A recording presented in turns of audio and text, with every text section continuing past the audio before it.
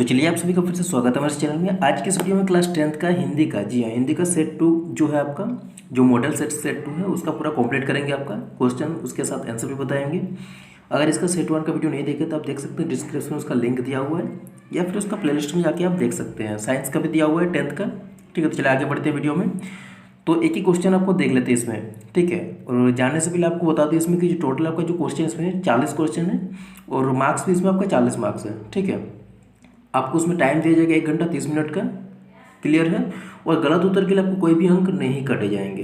तो ये क्लियर कर लीजिएगा कि पूरा ठोक के आइएगा, एक भी छोड़ के नहीं आइएगा। चलिए आगे बढ़ते वीडियो में। देखिए फर्स्ट क्वेश्चन यहाँ पे क्या बता रहे थे। फर्स्ट क्वेश्चन देखने से पहले आपको यहाँ पे कुछ गद्यांश दिया हुआ है, इसको आपको पढ़ना पड़ेगा।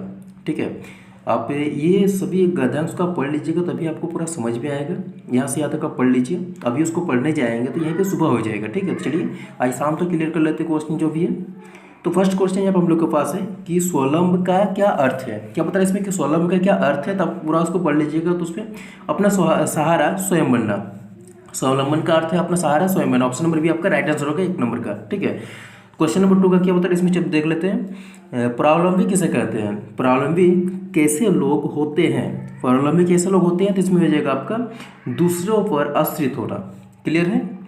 अब देख लेते हैं नेक्स्ट क्वेश्चन। क्वेश्चन नंबर 3 क्या बता रहे हैं इसमें कि परावलंबी किसके अधीन बनकर रहते हैं। क्या बता रहे हैं इसमें कि परावलंबी किसके अधीन रहकर बनते हैं, ना बनकर रहते हैं, सॉरी। तो इसमें हो जाएगा आपका ऑप्शन नंबर ए, आश्रय देने वालों के। तो नेक्स्ट बता रहे हैं कि दुख पीड़ा और मान सम्मान का महत्व कौन समझ सकते हैं। क्या बता रहे हैं इसमें कि दुख पीड़ा और मान सम्मान का महत्व कौन समझ सकते हैं। ठीक है, तो इसमें हो जाएगा आपका आत्मनिर्भर व्यक्ति। कौन समझ सकते हैं, आत्मनिर्भर व्यक्ति। ऑप्शन नंबर डी आपका राइट आंसर हो जाएगा। नेक्स्ट क्वेश्चन देखते हैं आपसे। क्वेश्चन नंबर 5 बता रहा है इसमें कि व्यक्तिहीन जीवन किनके समान होते हैं। व्यक्तित्वहीन, ठीक है, सॉरी कितना बार सॉरी बोलेंगे आपको। व्यक्तित्वहीन जीवन किसके समान होते हैं। ठीक है, तो इसमें हो जाएगा आपका पशु और कीड़े मकड़े के समान। ऑप्शन नंबर बी आपका राइट आंसर हो जाएगा। ठीक है, नेक्स्ट क्वेश्चन चलिए देख लेते हैं। तो यहाँ पे आपका 5 क्वेश्चन, उससे जो पैसेज उसमें दिया हुआ है उसको पढ़ के आप क्लियर कर सकते हैं। तो उसके बाद जो आपका नेक्स्ट जो क्वेश्चन आएगा इसमें 6 से आपका जो 10 तक आएगा इसमें, ये इसमें भी आपका ये एक पद्यांश दिया हुआ है, इसको पढ़ के आप जान पाइएगा। तो इसको आप पढ़ लीजिएगा। ठीक है, पहले ही आपको बोले कि आप पढ़ने का मेरे पास अभी समय नहीं है, पढ़ेंगे तो सुबह हो सकता है। तो चलिए शाम तक क्लियर करते हैं क्वेश्चन। नेक्स्ट क्वेश्चन है कि पद्यांश में किन व्यक्तियों की ओर संकेत किया गया है। क्या पता है इसमें कि पद्यांश में किन व्यक्तियों की ओर संकेत किया गया है। किन व्यक्तियों के इसमें कि जो बाधाओं से घबराते नहीं, इन व्यक्तियों के इसमें दिया गया है। नेक्स्ट क्वेश्चन बता रहे दुख आने पर कौन घबराते हैं। दुख आने पर कौन घबराते हैं, जो मेहनती नहीं होते हैं। दूसरे के ऊपर निर्भर रहेगा तो मैं घबराएगा नहीं तो क्या होगा। नेक्स्ट क्वेश्चन है इसमें कि समय आने पर क्या बता रहा है इसमें, चलो देख लेते हैं थोड़ा, रुकिए। समय आने पर परिश्रमी लोग किसका सामना कर लेते हैं। समय आने पर परिश्रमी लोग किसका सामना कर लेते हैं, तो किसका सामना कर लेते हैं, शेर का। ठीक है, या फिर गीदड़ का, शेर का, रात दिन का। तो परिश्रमी लोग गीदड़ और शेर का थोड़े ना सामना करेंगे भाई, शेर का सामना करेंगे ना।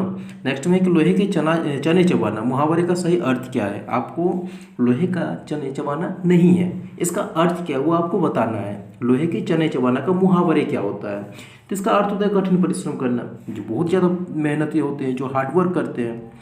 नेक्स्ट क्वेश्चन चलिए देख लेते हैं। नेक्स्ट में कि वीर शब्द का विलोम क्या है।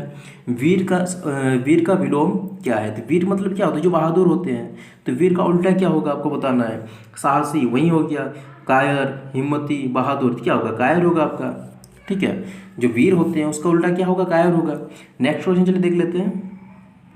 नेक्स्ट में कि इनमें से किस वाक्य में सकर्मक क्रिया नहीं है। इसमें कौन सा सकर्मक क्रिया नहीं है, यानी अकर्मक क्रिया बता रहे हैं इसमें। ठीक है, क्या बता रहे हैं इसमें, अकर्मक क्रिया। तो चलिए देख लेते हैं नेक्स्ट क्या बता रहे हैं इसमें, इनमें से कौन सा सकर्मक क्रिया नहीं है। ठीक है, तो इसमें देखिए आपका 11 नंबर में जो होगा आपका, इसमें क्या विद्यार्थी कक्षा में पढ़ रहे हो। ऑप्शन नंबर डी आपका राइट आंसर हो जाएगा। उसके बाद चलिए देख लेते हैं नेक्स्ट में।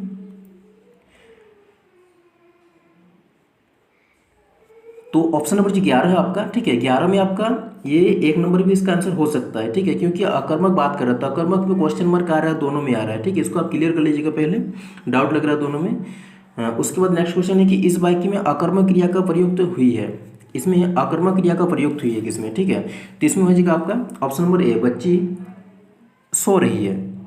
उसके बाद नेक्स्ट क्वेश्चन चलिए देख लेते हैं। नेक्स्ट में कि इनमें से कौन सा आम का अनेकार्थी शब्द नहीं है? किसका अनेकार्थी शब्द नहीं है? आम का। तो आम का अनेकार्थी शब्द नहीं इमली। आम यानी मामूली, आम का फल, और साधारण यानी जो सिंपल होता है, ठीक है। तो इमली जो है ये उल्टा उसका है ही नहीं, उसका जो अनेकार्थी शब्द होता है। उसके बाद इसमें कि यथाशक्ति कौन सा समास है? क्या बता रहे हैं इसमें कि यथाशक्ति कौन सा समास है? तो ये होगा आपका अव्ययीभाव समास। ऑप्शन नंबर बी आपका राइट आंसर हो जाएगा। नेक्स्ट क्वेश्चन चलिए देख लेते हैं। नेक्स्ट में 15, जिस समास में उत्तर पद प्रधान हो और पहले पद के साथ लगी हुई विभक्त का लोप हो जाता है, तो वो कौन सा समास होता है? ठीक है, तो इसमें हो जाएगा ऑप्शन नंबर ए, तत्पुरुष समास आपका राइट आंसर हो जाएगा। नेक्स्ट में कि प्रधान अध्यापक प्रधान है, जो अध्यापक किस समास का उदाहरण है? इसमें कौन सा समास का ये उदाहरण दिया गया है इसमें बता रहा है, तो इसमें हो जाएगा आपका ऑप्शन नंबर बी, कर्मधारय समास का उदाहरण दिया हुआ है इसमें। नेक्स्ट क्वेश्चन देख लेते हैं। नेक्स्ट में कि जब बारिश होगी तब किसान हल चलाएंगे, रचना के आधार पर वाक्य का कौन सा भेद है? जब बारिश होगी तब किसान हल चलाएंगे, जब तब यहाँ हुआ तो क्या है? मिश्र वाक्य है, थोड़ा दिमाग लगाइए। नेक्स्ट क्वेश्चन चलिए देख लेते हैं। नेक्स्ट में कि जो अवयव दो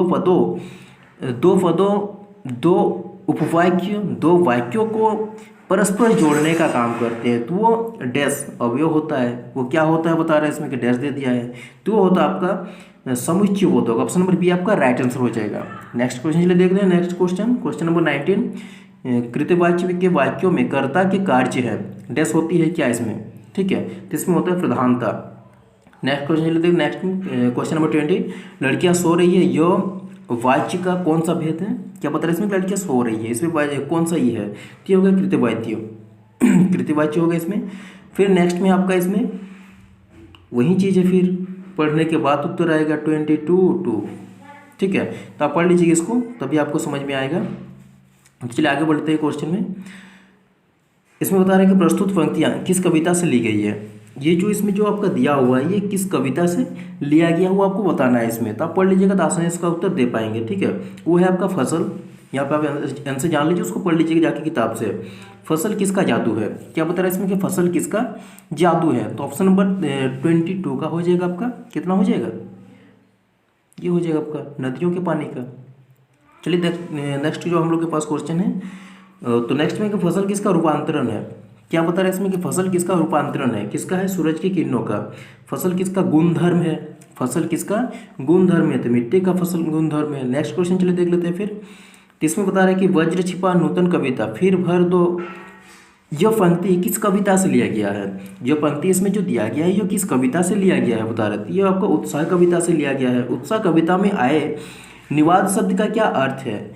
इसमें जो निवाद शब्द दिया हुआ है इसका अर्थ क्या है? तो वो है अत्यधिक गर्मी। ऑप्शन नंबर ए आपका राइट आंसर होगा। उसके बाद क्वेश्चन नंबर 27 बता रहे कि गोपियों ने किसे भाग्यवान कहकर संबोधित किया है? किसे भाग्यवान कहा? उसमें उद्धव को कहा गया है।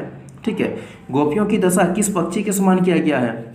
गोपियों की दशा किस पक्षी से समान किया गया है? तो ये होगा आपका हरिल के समान। उसके बाद फिर चलिए आगे बढ़ते हैं, नेक्स्ट क्वेश्चन देख लेते हैं। क्वेश्चन नंबर 29, फिर आपको इसको पढ़ लेना है। ठीक है, आप यहाँ से पढ़ लेंगे, ये भी एक ध्यान से। इसको पढ़ने के बाद आप आसानी से इसका आंसर दे पाएंगे। तो इसमें बता रहे कि प्रस्तुत अंश किस पाठ से लिया गया है? ये आपका दिया गया है जो नेताजी का चश्मा है। क्या है? नेताजी का चश्मा है। आप पढ़ लीजिएगा आसानी से इसको समझिएगा। स्वयं प्रकाश जी के द्वारा लिखा गया ये। तो ये आपका लिया गया है किससे? नेताजी का चश्मा। पान वाले के मुंह में क्या ठुसा हुआ रहता था? रोटी चावल थोड़े ना ठुसा रहेगा, पान वाला है तो पान ठुसा हुआ रहता था। पान वाले कैसा आदमी था? तो कैसा था? काला मोटा खुश मिजाज इंसान था। नेताजी की मूर्ति पर चश्मा कौन बदलता था? कौन बदलता? कैप्टन बदलता थोड़ा ना था, हल्दर साहब। पान वाला कैप्टन ही बदलता भाई। ऑप्शन नंबर ए आपका राइट आंसर होगा। उसके बाद देख लेते हैं नेक्स्ट में कि बाल गोविंद भगत किसको साहब कहते थे? बाल गोविंद भगत जो थे, इसमें आपका चैप्टर को पढ़ लीजिएगा तो बाल गोविंद भगत का जो उसमें आपको समझ में आएगा ये सभी क्वेश्चन। ठीक है, तो बाल गोविंद भगत किसको साहब मानते थे? किसको साहब मानते थे? साहब मानते थे कबीरदास को। कबीरदास के जैसे सब कुछ करते थे। नेक्स्ट में है कि पतोहू के भाई को भगत जी ने क्या आदेश दिया था? पतोहू के भाई को जो बुलाया था, यानी भगत जो बाल गोविंद भगत के बेटे की मृत्यु के पश्चात जो पतोहू के भाई को बुलाया था, तो क्या संदेश उसमें दिया था? आदेश जो दिया गया था उसमें, वो इसमें आपको बताना है। ठीक है, तो बताया था कि पतोहू को दूसरी शादी उसमें बताया गया था कि पतोहू की दूसरी शादी करने का आदेश दिया था। जी हाँ, ये आपका बताया गया था। उसके बाद इसमें है कि बाल गोविंद भगत के गांव के लोगों का मुख्य धंधा किया था, तो वहाँ पे एक ही धंधा था, खेती बाड़ी का काम करते थे सभी लोग। बाल गोविंद भगत के कितने बच्चे थे? एक इकलौते बेटा था, एक ही था, जो थोड़ा बहुत कम बुद्धि का था। ठीक है, फिर यहाँ पे आपका एक गद्यांश दिया हुआ है, इसको भी पढ़ लीजिएगा आप। नेक्स्ट क्वेश्चन बता रहे हैं इसमें कि माता लेखक को क्या सान कर खिलाती है, क्या सान कर खिलाती थी वो आपको बताना है। क्या सान के खिलाया जाता है, उसमें दाल दही भात ना। चलिए उसके बाद देख लेते हैं। नेक्स्ट क्वेश्चन बता रहे हैं इसमें कि खाना खाने के बाद पिताजी लेखक से क्या कहते थे। तो खाना खाने के बाद लेखक पिताजी को कहते थे, क्या कहते थे बताइए। कहते थे उसमें कि अब तू राजा हो जा और खेलो जा। आप उस चैप्टर को पढ़ेंगे तो समझ में आएगा। यहाँ पे जो गद्यांश दिया हुआ है इसको भी समझ लीजिएगा तो आसानी से दे पाएंगे इसका आंसर। क्वेश्चन नंबर 39 में बता रहा है कि लेखक कौन से खिलौने लेकर खेलने के लिए जाते थे। क्या पता है इसमें कि लेखक कौन सा खिलौने लेकर खेलने के लिए जाते थे। ठीक है, तो इसमें जाते थे वो काठ का घोड़ा। ऑप्शन नंबर डी आपका राइट आंसर होगा। नेक्स्ट में कि इस गद्यांश में कौन कौन सपेक्षियों का नाम लिया गया है। तो ये आपका लास्ट क्वेश्चन है।